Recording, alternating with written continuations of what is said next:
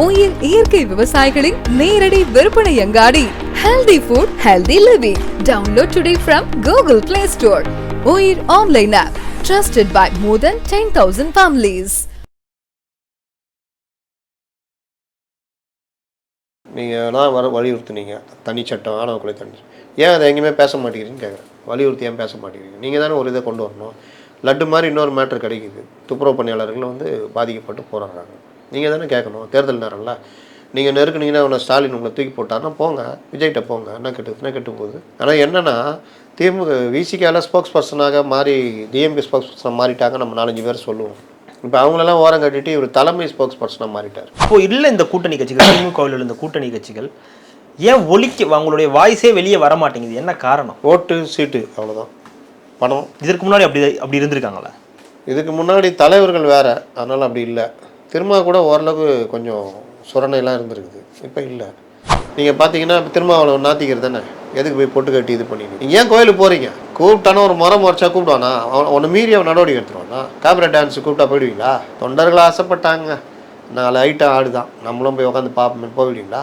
அப்புறம் உங்கள் விருப்பம், உங்கள் இமேஜின்னு ஒன்று இருக்குல்ல, அங்கே போய் பரிவட்டம் கட்டிக்கின்னு எல்லாம் கட்டிக்கின்னு வெளியில் வந்து பொட்டு அழிச்சிட்டு கேட்டால் நெத்தியில் வேர்வை வந்து அது சொல்ல தைரியம் கூட இல்லை. நெத்தியில் வேர்வை வந்து தான் தொட்சாரம். இப்படி தான் தொலைப்பாரா? ரெட்ரோலுக்ஸ் நெஞ்சங்களுக்கு வணக்கம். நான் கார்த்திக். இன்றைய நேர்காணலில் நம்முடைய இணைந்திருப்பவர் மூத்த பத்திரிகையாளர் திரு அப்துல் முத்தலிஃப் அவர்கள். வணக்கம் சார். வணக்கம். விடுதலை சிறுத்தைகள் கட்சியின் தலைவர் திரு திருமாவளவன் அவர்களுக்கு பிறந்தநாள். அதில் அவருக்கு பிறந்தநாள் வாழ்த்துக்களை சொல்லிடலான்னு நினைக்கிறேன். அவருக்கு வாழ்த்து சொல்கிற அளவுக்கு நமக்கு வயசு இல்லை. ஆனாலும் ஒரு மிகப்பெரிய தலைவர், 30 ஆண்டுகளுக்கு மேலாக தொடர்ந்து போராட்ட களத்தில் இருக்கிறவர், பட்டியலின மக்களுக்காக இருக்கிறவர். இப்போ நாங்கள் பொது கட்சின்னு சொல்லிக்கிறாரு. இருந்தாலும் அவரை பட்டியலின மக்களுடைய உரிமைகளுக்காக போராடுகின்ற தலைவராகத்தான் இப்போ பார்க்குறாங்க.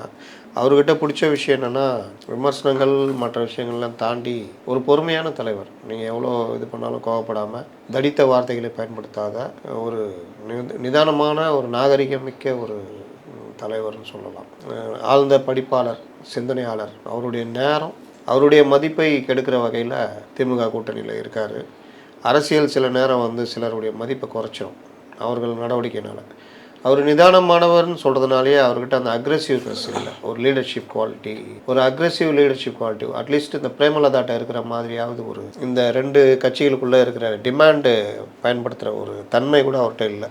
தன்னோட பழகிட்டா அதை எல்லாம் எது கேட்டாலும் இறங்கி போகிற ஒரு தன்மை உள்ள தலைவராக இருக்கிறதுனால அவரை திமுக இழுப்புக்கெல்லாம் அவரை பயன்படுத்துகிறது. அவருடைய மதிப்பை கெடுக்கிற வகையில் அவருக்கே அசைன்மெண்ட்லாம் கொடுக்குற வேலைலாம் நடக்குது. அவருடைய பொறுமையை தவறாக பயன்படுத்துவதால் திமுகவுக்கு லாபம், அவருக்கு நஷ்டம் அப்படின்றது அவருக்கு எப்படி புரிய வைக்கிறதுன்னு தெரில. பல தடவை பல விமர்சனங்கள் போயும் அவர் அவருடைய நிலைப்பாட்டில் மீண்டும் மீண்டும் கீழே போய்கிட்டே தான் இருக்கார். அந்த மாதிரி விஷயங்கள் தான் தவிர, அதை தாண்டி பார்த்தீங்கன்னா ஒரு அற்புதமான தலைவர். 2-3 அந்த நம்முடைய முன்னாடி இருந்த 2-3 முதல்வர்களோட நெருங்கி பழகியவர். தமிழகத்தினுடைய அனைத்து இடங்களுக்கும் போனவர். ராமதாஸ் உள்ளிட்ட பலருடைய அன்பை பெற்றவர். அவர் இன்னும் பல ஆண்டுகள் வாழணும். அவருடைய சேவை தமிழகத்தில் இருக்கணும். ஆழ்ந்த படிப்பாளி. நீங்கள் அவர் பேசுகிற சனாதனமும் அவர் பேசுகிற அந்த விஷயங்களும் பார்த்தீங்கன்னா வேறு மாதிரி இருக்கும். ஒரு நிதானமான ஒரு இதுவாக இருக்கும். அதனால் அப்படிப்பட்ட ஒரு தலைவர்ன்ற முறையில் நம்ம அவரை பிறந்தநாளில் வாழ்த்துவோம். கண்டிப்பாக ரெட்ரோலுக்ஸின் சார்பாகவும் அவருக்கு பிறந்தநாள் வாழ்த்துக்கள். இப்போ நீங்கள் சொன்னதுலேருந்தே நான் சில விஷயங்களை பேசலாம்னு நினைக்கிறேன். அவர் ரொம்ப பொறுமையான ஒரு அரசியல் தலைவராக இருக்கார். ரொம்ப அக்ரெசிவ் இல்லாமல், ஆனால் ஒரு அக்ரெசிவான ஒரு பேச்சாளராக இருப்பார். அவருடைய செயல்பாடுகள்லாம் இருக்கும். ஆனால் இந்த மாதிரியான விஷயங்களில் ஒரு அக்ரெசிவ்னஸ் அப்படின்றது இப்போ இல்லை அப்படின்ற ஒரு விஷயம் தென்படுது. குறிப்பாக இந்த தூய்மை பணியாளர்கள் சம்பந்தமான விஷயத்தில் அவருடைய பேச்சு கொஞ்சம் ஏமாற்றத்தை பல பேருக்கு ஏற்படுத்தியிருக்கு. காரணம் என்னென்னா, பட்டியலின மக்களுக்காக நான் மட்டும்தான் போராடணுமா அப்படின்ற ஒரு கேள்வியை முன் வச்சிருக்காரு. இப்போ ஒரு பொது கட்சின்னு அவர் சொல்கிறாரு. ஆனால் அவர் அறியப்பட்டதே பட்டியலினத்தின் தலைவனாக தான் அவர் அறியப்படுறாருன்னு போது அதற்கு நான் மட்டும்தான் போராடணுமா அப்படின்னு ஒரு கேள்வியை முன் வைக்கிறார். முதல்ல ஒன்று. ரெண்டாவது, இதை தனியார் மயப்படுத்தினது அதிமுக தான். அதை பற்றி நீங்கள் கேட்க மாட்டேங்கிறீங்க. இதை வச்சு திமுக கூட்டணியை உடைக்கணும்னு தான் நீங்கள் நினைக்கிறீங்க, அரசியல் பண்ணணும்னு நினைக்கிறீங்கன்றார். இந்த வார்த்தையை அவர் தொடர்ந்து பயன்படுத்திக்கிட்டே இருக்காரு. திமுக கூட்டணியை உடைக்கணும், வெளியேறணும் அப்படின்னு நினைக்கிறீங்க அப்படின்றது. யார் அப்படி நினைக்கிறா? ஏன் இந்த வார்த்தையை தொடர்ந்து பயன்படுத்திகிட்டு இருக்காரு? எனக்கு அவர் இந்த வார்த்தையை தொடர்ந்து பயன்படுத்துகிற ஒரு பக்கம், அந்த இடத்துல அவர் அப்படி பேசுனது காரணம் வைக்கப்பட்ட கேள்வி. திமுக கூட்டணி நீங்கள் வெளியேறுவீர்களான்னு கேட்குறாங்க. பட்டியலின மக்களுடைய இது துப்புரவு பணியாளர் போராட்டம், இந்த பிரச்சனைக்காக கூட்டணியிலிருந்து வெளியேறுவீங்களான்னு கேட்குறாங்க. அப்போ தான் இவர் இந்த பதிலை சொல்கிறார். இது இந்த மாதிரி பண்ணி திமுக கூட்டணியை நோக்கி இந்த மாதிரி கேள்விகள் வைக்கப்படுகிறது, கூட்டணி இது மூலமாக முறிந்து விடும்னு எதிர்பார்க்குறாங்க, அது நடக்காதுன்னு. அப்போ அந்த கேள்வியை கட் பண்ணிட்டு இவர் பேசுறதை சொல்லும் பொழுது நானே கூட நினச்சேன், இவர் என்ன எப்போ பார்த்தாலும் இல்லை கேள்விக்கு அப்புறம் தான் அந்த பதில் வருது. ஆமாம், கேள்விக்கு பிறகு தான் அந்த மாதிரி அதுக்காக பதில் தான் அது. ஆமாம், அதை சொல்லிவிட்டு அவர் அதிமுகவுடைய 10 மண்டலங்கள் அவங்க ஆக்கும்பொழுது எங்கே போனீங்கன்னு கேட்குறாரு. அப்போ இது கரெக்டான்ற கேள்வி அடுத்து வந்துடும். அந்த மாதிரி அவர் பேசாமல் இந்த கேள்வியை மட்டும் தவிர்த்துருந்தால் கரெக்டாக இருந்திருக்கும். அதிமுக 10 மண்டலங்கள்னால் அதுக்கும் சேர்த்து தான் எல்லாரும் சொல்கிறாங்க, அது மட்டும் தனியாக ஒன்றும் சொல்லலை. இன்னொன்று, இதை முதலில் கொண்டு வந்தது அதிமுகன்றது தவறான விஷயம். அவருக்கு தெரியாது இல்லை, ஓனிக்ஸில் 2 மண்டலத்தை கொண்டு வந்தது ஸ்டாலின் தலைமையிலான அவர் மேயராக இருந்த பொழுது தான் ஓனிக்ஸ்னு முத இங்கே வருது. அதற்கு பிறகு நம்ம சரவணன் வழக்கறிஞர் சொல்கிற மாதிரி அழகழகான லாரிகள்லாம் அப்போ தான் வந்தது, சூப்பர் லாரிகள்லாம் வந்தது. அந்த ஓனிக்ஸுக்கு பிறகு தான் அந்த தொட்டி துப்புரவு ஊழியர்களில் தனியார் இது வேலை இல்லாத இளைஞர்கள் எல்லாம் உள்ளே போனாங்க ஓனிக்ஸில் வேலை. அப்போது 8000 10,000 சம்பளம். இப்போ பாருங்க அதிகபட்சம் 15,000 தான் இருக்குது. இவர்கள் வாழ்க்கை தரலாம் எங்கேயோ போயிடுச்சு. அப்போது அந்த மாதிரி விஷயங்கள் எல்லாம் வந்தது. முதல்ல பிள்ளையார் சொல்லி போட்டது ஸ்டாலின். அதற்கு அடுத்தடுத்து வந்தவர்கள் அதை நன்றாக டெவலப் பண்ணி தனியார் மயப்படுத்துகிறாங்க. இங்கே இது என்னென்னா, இந்த தனியார் மயத்துக்கு எதிராக அனைவரும் போராடணும், அது யார் கொண்டு வந்தாலும் தப்பு. சரி, இதையே சாக்கா வச்சு பண்ணுங்களேன், 2 இது பெருசாக எல்லோரும் நிற்கிறாங்க, நீங்களும் கை கோர்த்துக்க வேண்டியதானே. அதோடு சேர்த்து அந்த 10ஐயும் தூக்கிடுங்க, என்ன கெட்டு போகுது இல்லையா. அவர்கள் கோரிக்கை என்னன்றதை கூட புரிஞ்சிக்காமல் இவர் பேசிகிட்டு இருக்காருன்றதான் அர்த்தம். அவர்கள் தனியார் மயப்படுத்துவதை ஒரு பக்கம் எதிர்த்தாலும் அது பிரதான கோரிக்கை இல்லை, நீதிமன்றம் மற்ற விஷயம் சம்மந்தப்பட்டது. அவர்களுடைய பிரதான கோரிக்கை, எங்களுக்கு இப்போ கொடுக்குற சம்பளம், நாங்கள் கார்பரேஷனுடைய ஒப்பந்த பணியாளர்களாக இருக்கிறோம், நீ 2 மண்டலத்தில் கொண்டு வந்துட்டன்றதுக்காக நீங்கள் எக்கேடு கட்டு போங்க, அங்கே போய் சேர்ந்துக்குங்கன்னு சொன்னால் அப்போ எங்களுடைய சர்வீஸ் என்ன வருது, அந்த சர்வீஸுக்குரிய கிராஜுவிட்டி மற்ற விஷயங்கள் தான் வருது. 2வது ஒப்பந்த பணியாளராக இங்கே நாங்கள் வாங்குற சம்பளமும் நீங்கள் அங்கே கொண்டு போய் அவங்கள்ட்ட போய் சேர்ந்துங்கன்னா அவன் 10 பேர் எடுப்பான், 10 பேர் கழிப்பான். அப்போ இங்கே கொடுக்குற சம்பளத்தை விட அங்கே கம்மியாக கொடுக்குறான். இங்கே எல்லாம் போய் 16,000 கையில் வருதுன்னா அவன் 5,000 குறைக்கிறான், எல்லாம் போய் 10,000 கையில் வரும். அதை வச்சு நாங்கள் என்ன பண்ணுவோன்றதான் அந்த மக்களுடைய கோரிக்கை. அப்போ நீங்கள் அவங்களுக்கு என்னத்தை கொடுக்கணும், கவர்மெண்ட்டு விட்டேத்தியாக விடுறீங்களா, அந்த மக்களாக கார்பரேட் அந்த இது நிறுவனமானு பார்த்தா அந்த நிறுவனம் தானே நீங்கள் நிற்கிறீங்க. அதை தான் திருமாவளவன் யார் பக்கம் நிற்கணுன்றதும் இருக்குது. கவர்மெண்ட் அவங்க பக்கம் நின்றுச்சு, போலீஸ் அவங்க பக்கம் நிற்கிது, எல்லாருமே அவங்க பக்கம் நிற்கிறாங்கன்னா நிர்கதியாக கையை விடுறீங்களா, அந்த கேள்வியை தான் இவங்க கேட்குறாங்க. பட்டியலின மக்கள்னா நீங்கள் தானே, பட்டியலின மக்கள்னு பேசினா மட்டும் போதுமா? அவங்களுக்கு பிரச்சனை வரும்பொழுது அது தோழமை கட்சி அரசாகவே இருந்தாலும் எதிர்த்து கேட்பன்றதானே உங்களுடைய துணிச்சல் மிகுந்த நடவடிக்கையாக இருந்திருக்கணும். ஆனால் நீங்கள் என்ன பண்ணுறீங்க, இதை சாக்கா வச்சுக்கிட்டு கூட்டணியை முறிக்க பார்க்குறாங்க, தீய சக்தியில் உள்ளே பூந்துருச்சு, அதை பண்ணுறாங்க, இதானே பேசுகிறீங்க. இல்லை, இதை தாண்டி இதில் கேட்க வேண்டியது, அரசுக்கு நாங்கள் இதெல்லாம் முன்வைப்போம், இந்த கோரிக்கைகளை நாங்கள் முன்வைப்போம் அப்படின்ற ஒரு சாஃப்ட் கார்னராகவே ஒரு மெல்லிய ஒரு எதிர்ப்புன்னு கூட சொல்ல முடியாது இல்லையா? அதை அவர் முதல்ல இந்த முகஸ்துதி பார்க்குறது இந்த இதெல்லாம் வச்சுட்டு இருந்தாருன்னா அவர் லீடரில் மெயின்டைன் பண்ண முடியாது. குறைந்தபட்சம் இதில் நீங்கள் என்ன பண்ணுறீங்கன்றது உங்கள் எண்ணத்தை இருக்கணும். கவின் ஆணவ கொலை வழக்கு சொன்னீங்க, நீங்கள் தான் வலியுறுத்துனீங்க தனி சட்டம், ஆணவ கொலை தனி, ஏன் அதை எங்கேயுமே பேச மாட்டேங்கிறீங்கன்னு கேட்குறேன். வலியுறுத்தி ஏன் பேச மாட்டேங்கிறீங்க? நீங்கள் தானே ஒரு இதை கொண்டு வரணும். லட்டு மாதிரி இன்னொரு மேட்ரு கிடைக்குது, துப்புரவு பணியாளர்கள் பாதிக்கப்பட்டு போராடுறாங்க, நீங்கள் தானே கேட்கணும். தேர்தல் நேரம்ல நீங்கள் நெருக்குனீங்கன்னா அவனை ஸ்டாலின் உங்களை தூக்கி போட்டாருன்னா போங்க, விஜய்கிட்ட போங்க, என்ன கெட்டு போகுது. ஆனால் என்னென்னா திமுக விசிகாவில் ஸ்போக்ஸ் பர்சனாக மாறி டிஎம்கே ஸ்போக்ஸ் பர்சனாக மாறிட்டாங்க, நம்ம 4-5 பேர் சொல்லுவோம். இப்போ அவங்களெல்லாம் ஓரம் கட்டிட்டு இவர் தலைமை ஸ்போக்ஸ் பர்சனாக மாறிட்டார், அதுதான் பிரச்சனை. இவர் அதை பற்றி கவலையே படலை. இல்லை, திமுகவின் குரலாக திரும்ப ஒழிக்க ஆரம்பித்து விட்டாருன்றதை ஊர்ஜிதமாக அவர் பேசிகிட்டு இருக்கார். மற்றவங்களாவது இப்போ சண்முகம் லைட்டாக இப்படி முட்டரசன் முட்டு கொடுத்துட்டாரு, வைகோவுக்கு இதெல்லாம் பிரச்சனையே இல்லை. அவருக்கு அந்த கார்கே பால்கோவா கொடுக்காதான் அவருக்கு பெரிய பிரச்சனை. வேறு யார் இருக்கா? காங்கிரஸ் தான் ஒரு நாள் பாட்டு போயிட்டுமே, அப்புறம் என்ன வேறு? இன்னும் கேட்டால் அந்த துப்புரவு பணியாளர்கள் கூட டீ குடிக்குது அந்த காங்கிரஸ்கார் தான். ஆமாம், நேற்று செட்டப் ஊர்வலம் நடந்தது அது நன்றி சொல்லுவோம் காங்கிரஸ்கார் தான். கமலஹாசனுக்கு கூட்டணி கட்சி யாரெல்லாம் இருக்காங்க? கூட்டணி கட்சி தான் சொல்கிறேன். கமலஹாசன் போய் சொல்கிறீங்க? மக்கள் நீதி மையம் சார், அவர் ராஜ்யசபா எம்பிங்க, திமுக ராஜ்யசபா எம்பி. மக்கள் நீதி மையமா? வேறு யார் இருக்கா? இந்த இஸ்லாமிய கட்சிகள். அதுதான் ஒருத்தர் தமிழர் தகை சால்வித்து கொடுத்தாச்சு, அவர் சந்தோஷமாக போயிட்டார். இன்னொருத்தர் 2 தொகுதி 1 தொகுதி குறைச்சிருவாங்கன்னு அவர் இஸ்லாமியர்களுக்கு வந்தால் மட்டும் தான் அவர் போராடுவார். பட்டியலிருந்து தான் நீக்கிறல்ல, திரும்ப என்ன பண்ணுகிறேன்னு அவர் கேட்டுருவார். கேட்டோன்னா அங்கே கேட்டுருவார், நீ தானே இது அந்த டிபார்ட்மெண்ட் தானேப்பா, நான் சேகர் பாபு மாதிரியா உன் டிபார்ட்மெண்ட்டில் தலையிறதுக்கு, நீயே பார்த்துக்க அப்படின்ட்டு அவர் போயிடுவார். வேறு யார் இருக்கா? அவ்வளோ சின்ன சின்னதாக நிறைய பேர் இருக்காங்க. அதை விட்டுருங்க, பிரதான கட்சிகள் இவங்க தான். அப்போ எல்லாத்தையும் முடிச்சு விட்ட பெருமை திமுகவை சாரும். அப்போ அதுக்கு ஏற்றுக்கிட்டு முட்டு கொடுக்குற பெருமை திருமாவை சாரும். அப்போ திருமா வந்து இந்த விவகாரத்தில் எதை நியாயப்படுத்துகிறாருன்னா, அதிமுகவை ஏன் கேள்வி கேட்க மாட்டேங்கிறீங்க, அவனை நிறுத்த சொல்லு நான் நிறுத்துறேன்ற கதையை நாயகன் பட வசனத்தை பேசுகிறார். இது எல்லாமே அவருக்கு பேக் ஃபயர் ஆகும்னு தெரியல. இவர்கள் மதிப்பிலிருந்து ஒன்றுமில்லாமல் போய் தெரியாமலா இருக்கும், தெரிந்தும் என்ன செய்வதுன்ற கையேறு நிலையில் தான் இருக்கார். நான் இன்னொன்று கேட்குறேன், ஆணவ கொலை தடுப்பு சட்டம் சம்பந்தமாக நாங்கள் போய் பேசினோம்னு அந்த மக்கள் நல கூட்டணி தலைவர்கள் போய் பேசினாங்க. கரெக்டாக முதலமைச்சர் நான் பேசுகிறேன்னு இவங்களும் வெளியே என்ன சொன்னாங்க, அடுத்த அமைச்சரை கூட்டத்தில் தான் பேசினாயிரன்னு. ஆனால் நீங்கள் போனது அதுக்கு இல்லை. ஏன் இல்லைன்னு சொல்கிறேன்னா, முதல்வரும் துணை முதல்வரும் விட்ட அறிக்கையில் உடல் நலத்தை விசாரிக்க வந்தாங்க. அப்போ இவங்க அதை பேசலான்னு தெரிஞ்சு போச்சா? இவர்கள் இந்த கேள்வியை முத்தரசன் அவர்கள்ட்ட கேட்டாங்க. இந்த மாதிரி சொல்லியிருக்காங்களே, நீங்கள் வந்து இப்படி சொன்னீங்க, அங்கே வந்து ஆணவ கொலைக்காக போகணும்னு சொன்னால், ஆனால் அவங்க அறிக்கையில் என்னுடைய உடல்நிலை அதை நீங்கள் போய் அவங்கள்ட்ட கேளுங்க, என்கிட்ட வந்து கேட்கலாம். ஸ்காண்ட் ஆகிட்டு இருப்பாப்புல, இது பேசி வச்சு செய்யாமல் பண்ணதுனால இந்த மாதிரி பண்ண அவங்கள்ட்ட போய் கேளுங்க. கம்யூனிகேஷன் பிரச்சனையா? கம்யூனிகேஷன் பிரச்சனை தான். போய் நான் ஏற்கனவே சொன்னல, உண்மைக்கு ஒரு சாட்சி, பொய் சொல்ல பல சாட்சி. உண்மையை இப்போ நீங்கள் நம்ம 3 பேரும் போய் ஒரு சம்பவம் பண்ணிட்டோம், யாராவது பிடிச்சி தனித்தனியாக கேட்டாலும் நம்ம அதை தான் சொல்ல போகிறோம். சார் அவர் தான் முதல்ல முறைச்சார், இவர் தான் சார் அடித்தார் அப்படின்னு.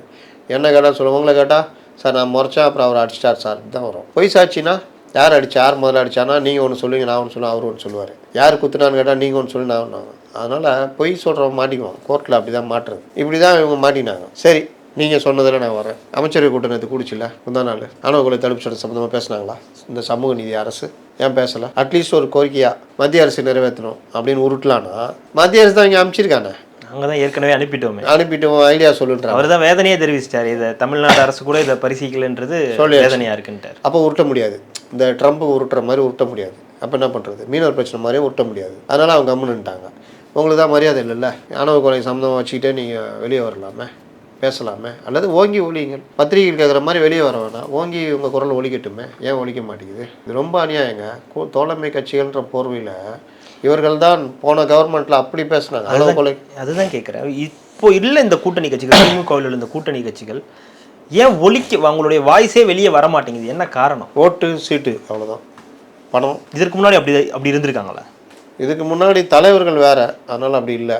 திரும்ப கூட ஓரளவுக்கு கொஞ்சம் சுரணையெல்லாம் இருந்திருக்குது, இப்போ இல்லை. நீங்கள் திரும்ப சொன்னார்ல, பார்ப்பன பெண்ணை வைத்து பார்ப்பன இதுன்னு.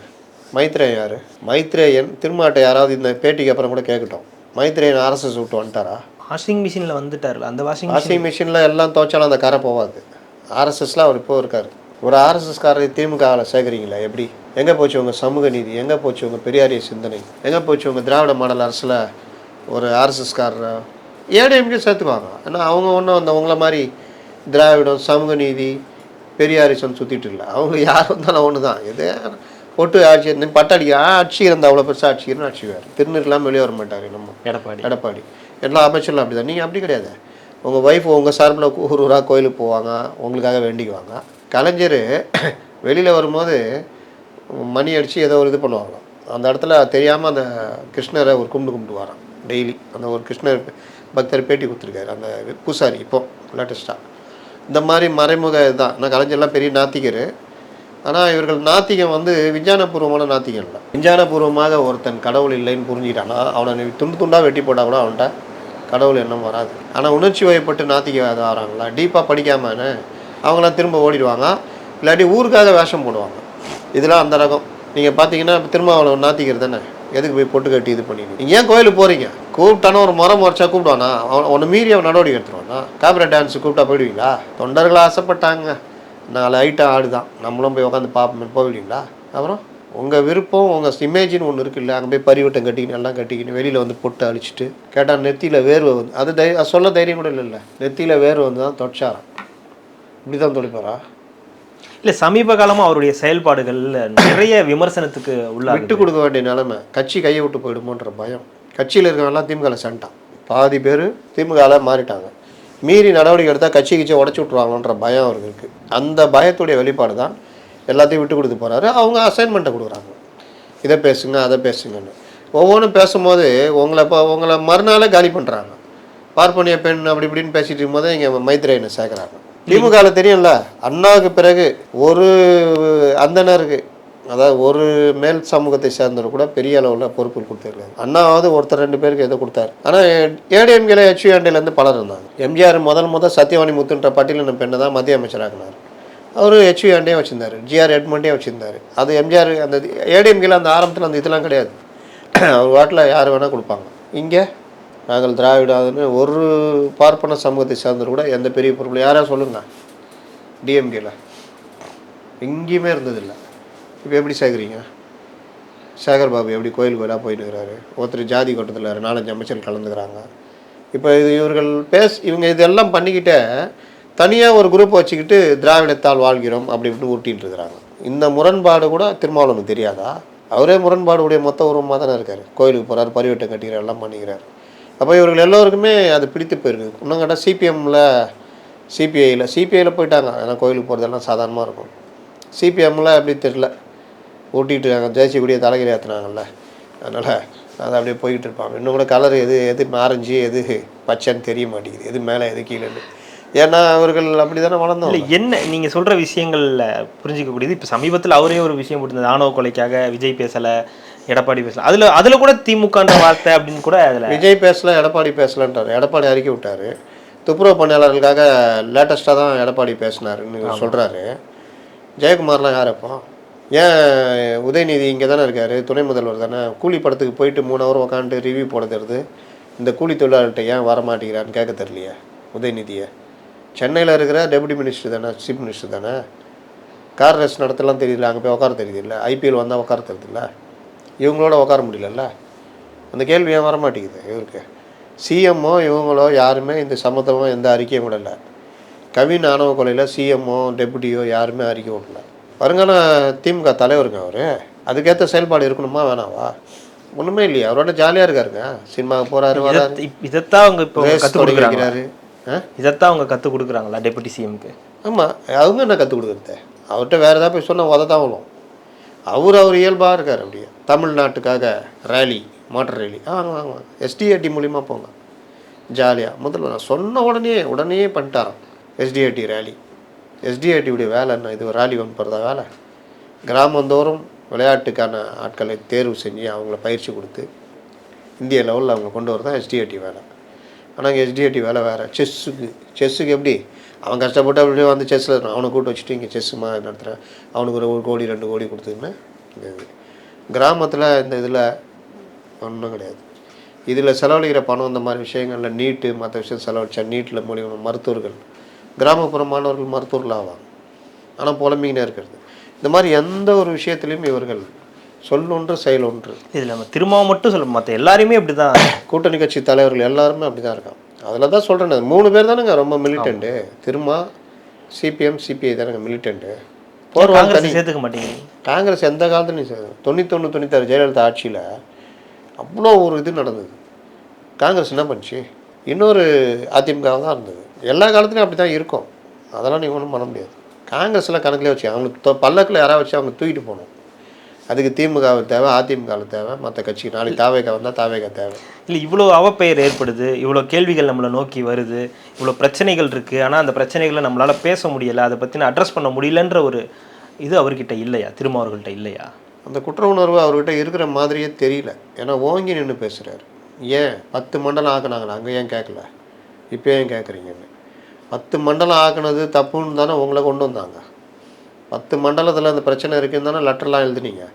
நாங்கள் வந்தால் உங்களை பணி நிரந்தரம் செய்வோன்னு தான் பேசுனீங்க. இதெல்லாம் நம்பி தானே உங்களை ஓட்டு போட்டாங்க. உங்களுக்கும் சேர்த்து தானே போட்டாங்க. நீங்களாம் அந்த கோரிக்கையை வச்சு தானே வந்தீங்க. இப்போ இந்த 2 மண்டலத்துக்கு அநியாயம் பண்ணுறாங்களே, இதில் அந்த கோரிக்கையை கேட்கல. நீங்கள் தேர்தல் அறிக்கையில் சொன்னதெல்லாம் யாரும் கேட்கல. இந்த 2 மண்டலத்தில் இருக்கிறவங்களுக்கு இப்போ அநியாயம் நடக்குதுன்னு அவங்க போராடுறாங்க. அவங்க உங்கள்கிட்ட வேறு எதுவும் கேட்கல. சம்பளத்தை பாதுகாத்து கொடு, எங்களுடைய பணியை பாதுகாத்து கொடு. கார்பரேஷன் ஊழியராக எடுக்கல. இப்போ இருக்கிற ஒப்பந்த தொழிலாளி அதே நிலைமையில இது பண்ணி கொடு அப்படின்ற. அந்த ராம்கே நிறுவனம் என்ன, பண மோசடியிலேருந்து எல்லாத்துலேயும் மாட்டின நிறுவனம். உலக வங்கிக்கான எந்த இதுலேயும் அவங்களுக்கு அங்கீகாரம் கிடையாது. எப்படி மறுபடியும் அவங்கள கொண்டு வர்றீங்க? ஏற்கனவே இங்கே ஏதோ பிரச்சனையில் தான் போயிருக்காங்கன்னு சொல்கிறாங்க. அப்போது அந்த நிறுவனத்தை எப்படி மறுபடியும் கொண்டு வர்றீங்க? சரி கொண்டு வரீங்க, ரைட்டு. அந்த நிறுவனம் ஏன்பா நீ கையை விட்டு பின்னாடி ஒதுங்க வேண்டியதானே? நீ கான்ட்ராக்ட் எழுதுறல, இதெல்லாம் வேலை. அவனுக்கு நான் 25 ரூபா சம்பளம் கொடுக்குறேன், கூட ஒரு 5 ரூபா போட்டு 30 ரூபா கொடு. அவனுக்கு இது என்னெல்லாம் பண்ணி விடு. கார்பரேஷன் மூலியமாக தான் அவங்க இருப்பாங்க. கார்பரேஷனோட ஒப்பந்த தொழிலாளி உனக்கு தரேன், இதான் பண்ணோம், நாங்கள் தான் அவங்கள பார்த்துக்குவோம். இந்த மாதிரிலாம் கண்டிஷன் போட்டு அவனை வேணாம் நான் சொல்ல போகிறான். சேவை செய்வா வந்துக்கிறான், சம்பாதிக்கிறதுனா வந்துக்கிறான். இவனுக்கெல்லாம் கொடுத்து தான் இவங்க பண்ணோன்னா இவ்வளோ பணத்தை கொடுத்து பண்ணுறதுக்கு நீயே கார்பரேஷனே பண்ணலாம்ல. ஆனால் அது பண்ண மாட்டாங்க. இல்லை, இதை தாண்டி இப்போ அவங்க செய்கிற விஷயங்களுக்கு இவங்க வந்து வரவேற்பு கொடுக்கறதுன்றது இன்னொரு மோசமான வருது. அதில் இவர் வந்து அவனை நிறுத்த சொல்லு, நாங்கள் நிறுத்துறோன்ற மாதிரி பேசுதுன்றது ரொம்ப மோசமான ஒரு விஷயம். திருமாவளவனுக்கு அந்த பார்வை இல்லைன்னா வேறு யாருக்கு இருக்கும்? திமுக காரனுக்காக இருக்கும். அதுதான் பிரச்சனை. இதுக்கு பேர் தான் முட்டு. இந்த முட்டுவை அவங்க கட்சியில் இருக்கிறவங்க கொடுத்துருந்தாங்க, திருமா கட்சியில் இருக்கவங்க. இப்போ திருமாவே கொடுக்க ஆரம்பிச்சிட்டார். ரொம்ப அதிகபட்சமாக இவர்கள் போய் உருட்டுறதுன்னா நாங்கள் இன்னும் பட்டியலின மக்கள் கட்சின்னு சொல்லி, அப்போ எதுக்கு 2 தனி தொகுதியில் நிற்கிறீங்க? பொது என்ன நீங்கள் தனி கட்சி கிடையாதுங்க, நாங்கள் எதிர்கட்சி கிடையாதுங்க, நாங்கள் வந்து பொதுவான கட்சிங்க, எங்களுக்கு 2 தொகுதியும் பொது தொகுதி கொடுங்கன்னு கேட்க வேண்டியதானே? அது என்ன தனி தொகுதி கேட்டு நிற்கிறீங்கன்னு கேட்குறேன். இப்போ எப்படி வந்துட்டாங்க தெரியுதா, நாங்கள் பொதுவான கட்சி அப்படின்றது. ஏன்னா இப்படி வந்தால் இப்படி வந்துடுது, அப்படி போனால் அப்படி போயிடுறது. இல்லை, இது இன்னொரு விஷயம். இந்த ஆணவ கொலை இதே மாதிரியான சம்பவம் இந்த சங்கர் அவருக்கு இதில் உடுமலைப்பேட்டையில் கௌரி சங்கர் அவங்களுக்கு நடந்தப்போ இந்த மாதிரியான ஆணவ கொலைக்கு வந்து தமிழக அரசு தான் பொறுப்பேற்றுக்கணும் அப்படின்னு சொல்லியிருக்காங்க. இப்போ வந்து இது தமிழக அரசு நடவடிக்கை, தமிழக அரசு இல்லை நம்ம அப்படி சொல்லிட முடியாது, நம்ம அப்படி சொல்லிட முடியாது, தமிழக அரசு பொறுப்பேற்றுக்கணும். ஆனால் உடனடியாக நடவடிக்கை எடுக்கப்பட்டிருக்கு. என்ன நடவடிக்கை எடுத்தாங்க? உடனடியாக அவங்க அப்பா அம்மா மேலே எஃப்ஐஆர் போட்டு சஸ்பெண்ட் பண்ணிட்டு கைது பண்ணல. அப்புறம் அப்பா போட்டு இப்போ அம்மாவை கைது பண்ணல, எஃப்ஐஆரில் அவங்க இருக்காங்கல்ல. ஏன் என்ன விலக்கு கொடுக்குறீங்க? நீங்கள் யார் கொடுக்குறது விலக்கு? இந்த மினுகூரியன்னு ஒரு லேடியை கூட்டு வந்து அரெஸ்ட் பண்ணி கொண்டு வந்தாங்க, அந்த ஏமா கமிட்டி. இதில் ஒரு பொண்ணை கூட்டு போய் இது பண்ணாங்க. அந்த அம்மாவை கூட நேற்று இது பண்ணி கண்டிஷன் பெயிலில் விட்றாங்க. அது எவ்வளோ பெரிய வழக்கு? அது பெரிய வழக்கு இல்லை. அது ஒரு 15 வயசு பொண்ணை கூட்டதுன்னா போக்சோவில் வந்துடும்ல. 10 வருஷம் முன்னாடி நடந்தாலும் அந்த பொண்ணு இப்போ தான் ஹேமா கமிட்டி அறிக்கையில் புகார் கொடுத்து அந்த அடிப்படையில் இவங்க வழக்கு பதிவு பண்ணியிருக்காங்க. போக்சோவில் வரோம். எப்படி விட்றாங்க? இவங்க பண்ணுறதெல்லாம் இவங்க நினச்சா ஒருத்தர் எனக்குன்னா விட்டுடலாம். அந்த ஒருத்தன் ஜெயக்குமார்னு ஒருத்தன் வந்து டீ குடித்தானே சிஎம் ஆஃபீஸ் வீட்டில் உட்காந்து, அவன் மேலே சிபிசிஐடியில் நான் பெயிலபிள் வாரண்ட் இருக்குல்ல, அவன் போய் இதில் நீதிமன்றத்தில் முன்ஜாமீன் போட்டிருக்கான். இது வரைக்கும் அது நிலுவையில் இருக்குது. நீங்கள் முன்ஜாமீன் போட்டு நிலுவையில் இருந்து அரெஸ்ட் பண்ணலாம்ல, ஏன் பண்ணாமல் இருக்கீங்க?